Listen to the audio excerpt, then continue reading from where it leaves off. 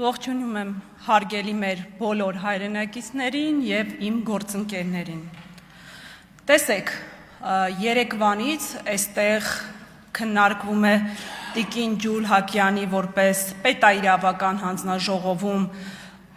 նախագահի որպես թեկնածու հարցը, բայց քաղաքացիական պայմանագիր կուսակցության անդամների կողմից որևիցե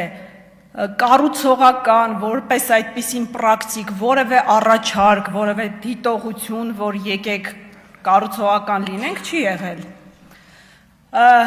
Ես կցանկանայի արձագանքել երեք այստեղ հնչեցված բազմաթիվ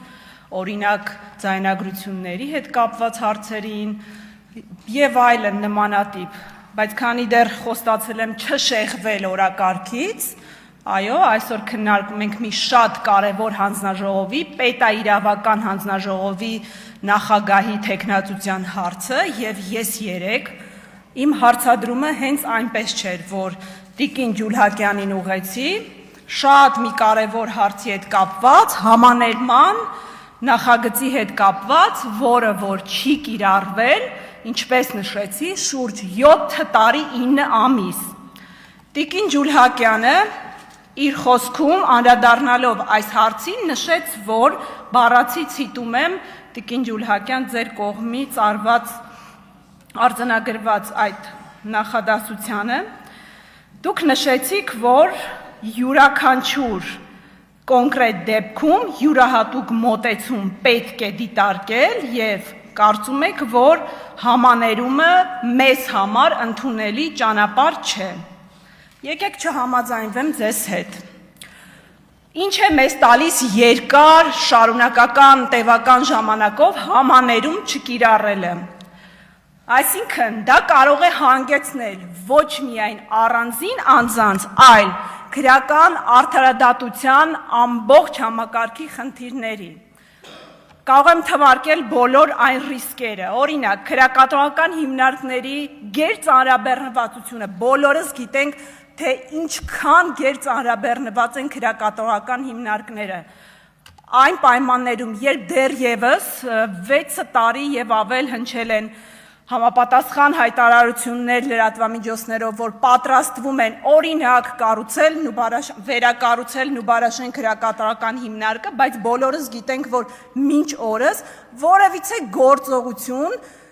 Նուբարաշեն քրեակատարական հիմնարկը վերակառուցելու վերաբերյալ չի կատարվել։ 25 քառակուսում տեղավորվել են 8 անձ, արդյոք դա խոշտանգում չէ անձանց, իհարկե խոշտանգում է։ Եվ արդյոք համաներում կիրառելու հետևանքով չենք կարող ազատվել այդ խնդրից, իհարկե կարող ենք։ Պատժի համաչափության ռիսկ կա այստեղ։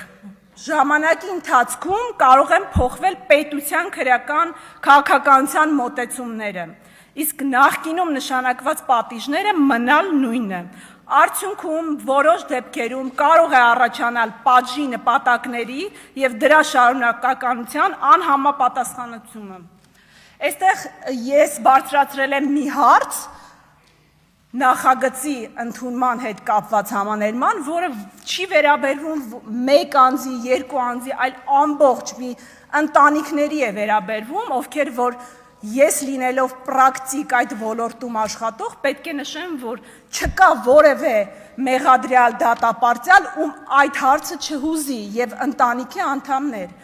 Եվ այստեղ հարց է առաջանում, քանի որ գիտենք, որ համաներումը պետության բարձրագույն իշխանության ընդունած ակտ է,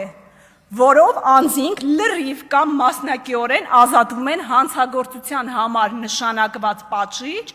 պատժից կամ նրանց պատիժը փոխարինվում է ավելի մեղմ պատժով կամ վերացվում է դատվածությունը, որը չկա օրինակ պայմանական վաղաժամկետ կիրառելու դեպքում։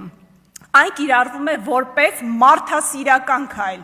շատ կարևոր է, առանց անհատականացման, միաժամանակ մի խումբ անձանց նկատմամբ, ինչը չենք կարող ասել, օրինակ պայմանական վաղաժամկետ ազատման դեպքերում։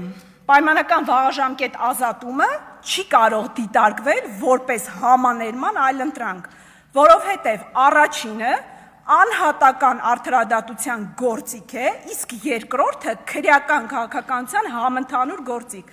Մեկի արդյունավետ կիրառումը չի վերացնում մյուսի անհրաժեշտությունը, իսկ համաներման ընդունման անհրաժեշտություն ավելին, քան կա։